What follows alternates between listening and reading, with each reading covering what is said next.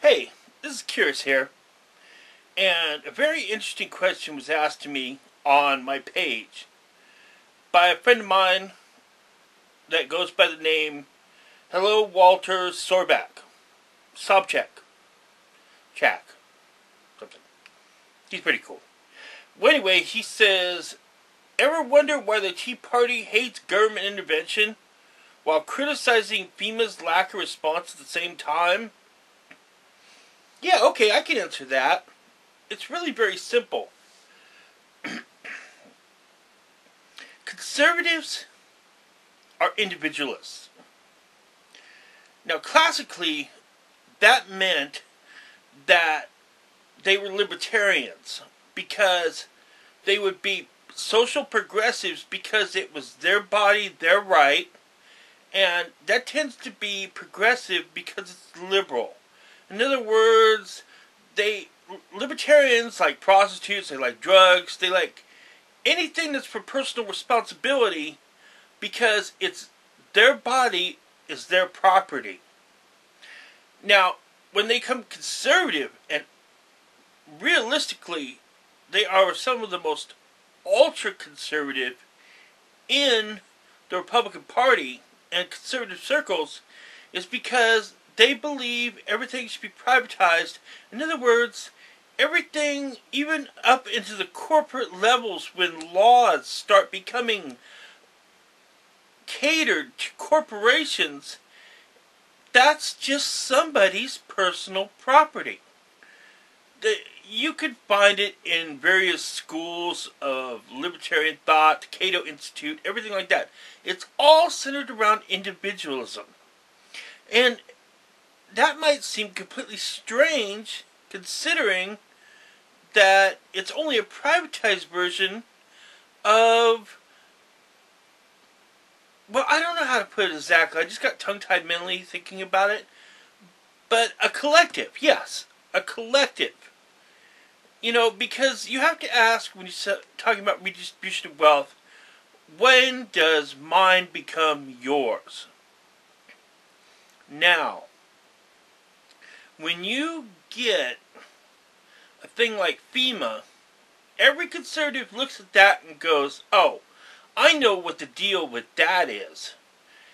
Everything to do with the federal government and everything to do with something that is involved in a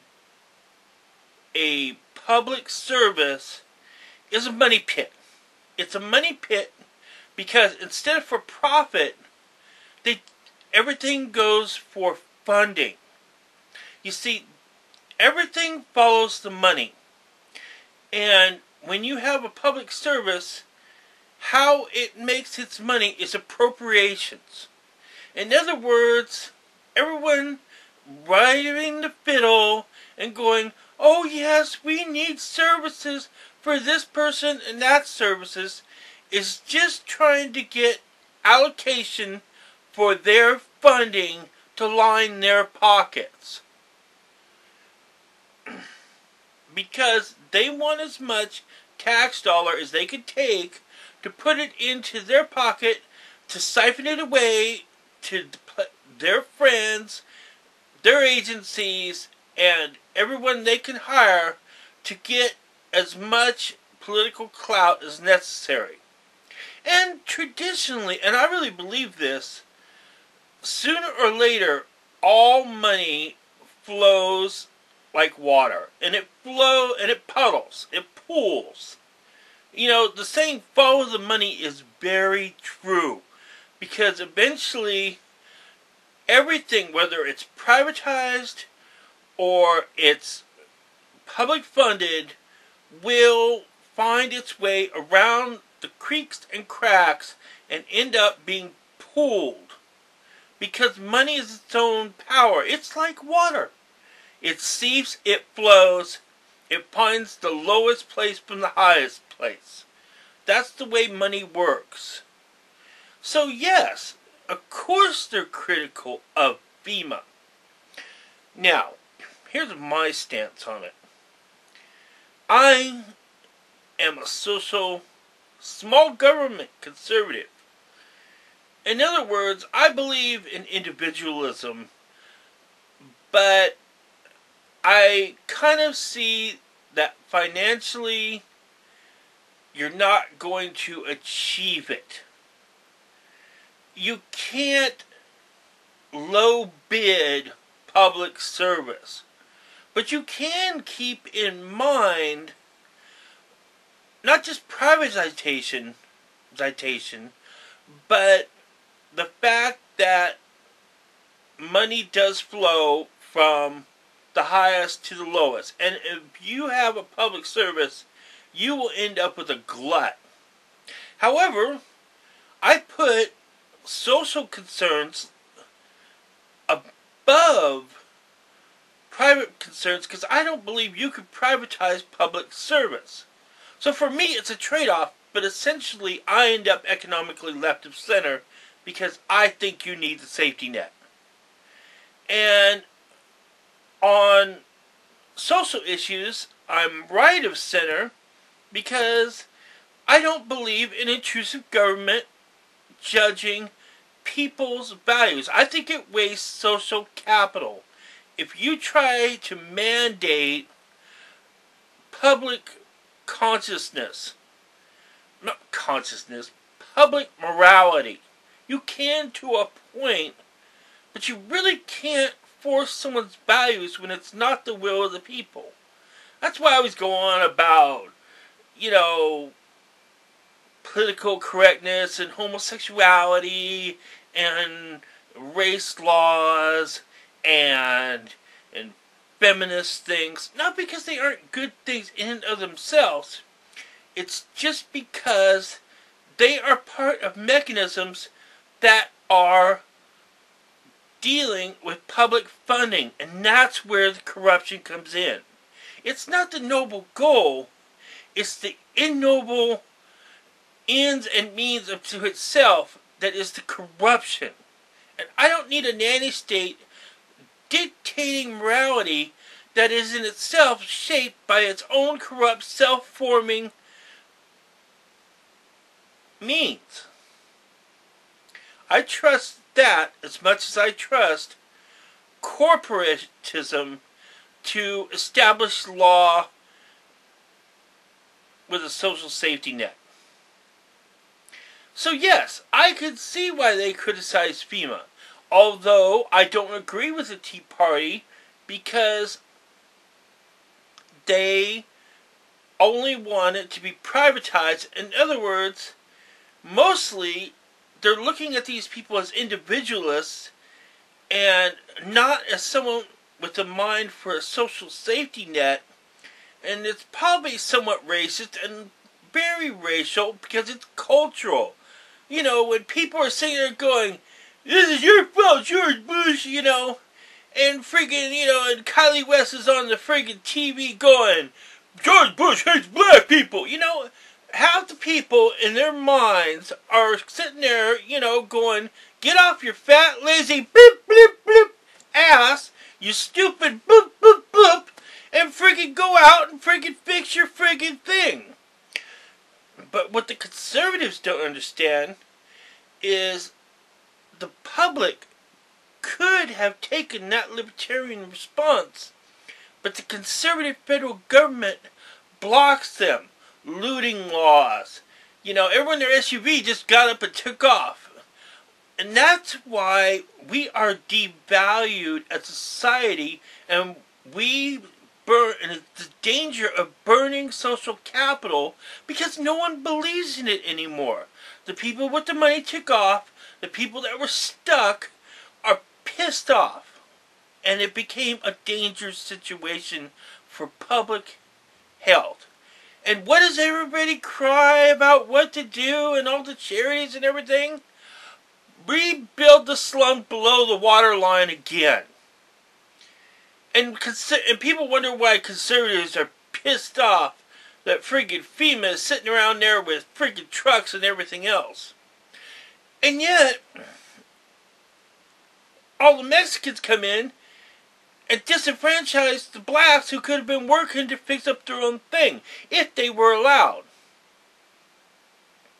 But that money is transitional because it goes from our resource back to Mexico, and it causes even more disenfranchisement. What the hell?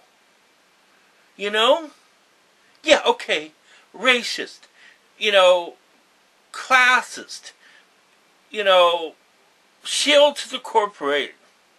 But no, I don't see it that way. I see a little different America. I see America of citizenry. And I don't care what race they are. I care about frigging... I don't even like those statements because I like Mexican Americans. I just don't like the fact that friggin' they're right next door.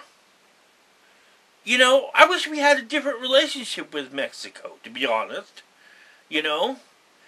And that the whole Katrina thing would have been totally different because maybe a lot of those people that were in District 9 or what was it? Ward 9?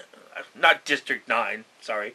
Ward 9 would be having the jobs across the river over at those plants where people are making all kinds of money. And that's directly to blame from globalization. And that's also directly to blame because it's the split path of the internationalist game is the liberalism that goes with helping people in foreign places. If we had put our charity money in infrastructure in domestic uses, that would have never happened because everyone was always saying, well, pretty soon New Orleans is going to be underwater. And I was on a charity event, and I apologize to, it was Healthy Addict, because I was like, no, this is wrong, and I was kind of disrupting a charity event, and, I really got a feeling I shouldn't do that, but I felt the charity was completely wrong. Finally, she threw up her hands, I guess she must have read something, and she said, well, where the hell is safe? Where the hell is safe would have been if we had a mixed, integrated, freaking new urbanist districts, and those lower districts were cheap industrial areas where people could work, where if it got flooded out, it could just be left to abandon, or merchandise could be quickly moved.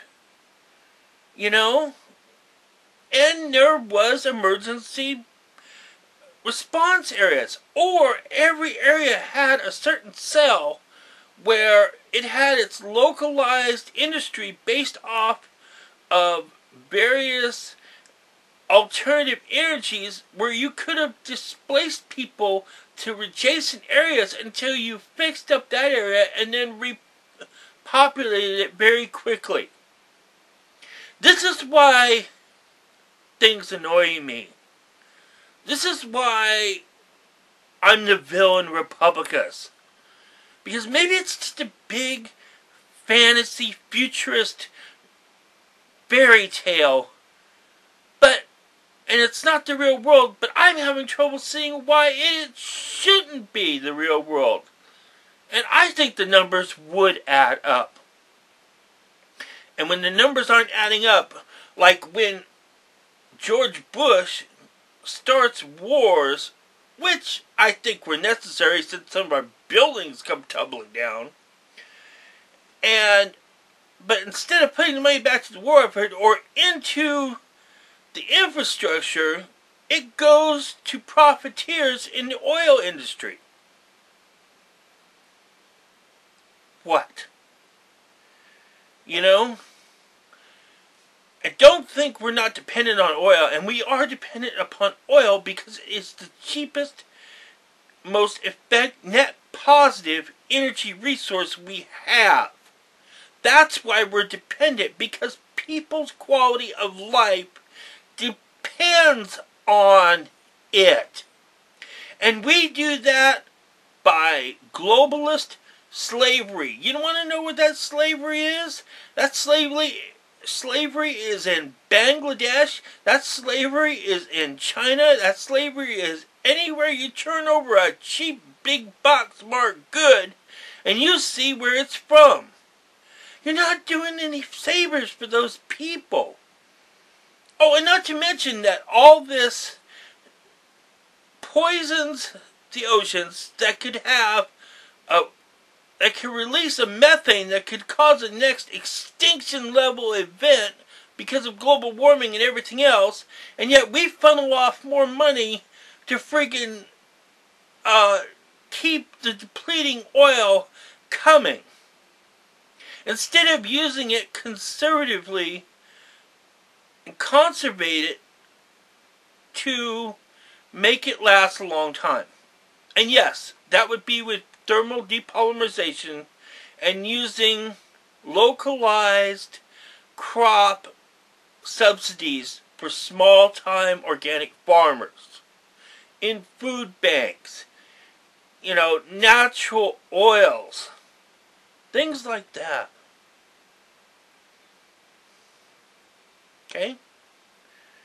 And no, this isn't a rant at my friend, hello, Walter Sobchak. This is just a rant of this stupid freaking world that does not get it. And if I'm not getting it, I don't care. Because something's just not working right.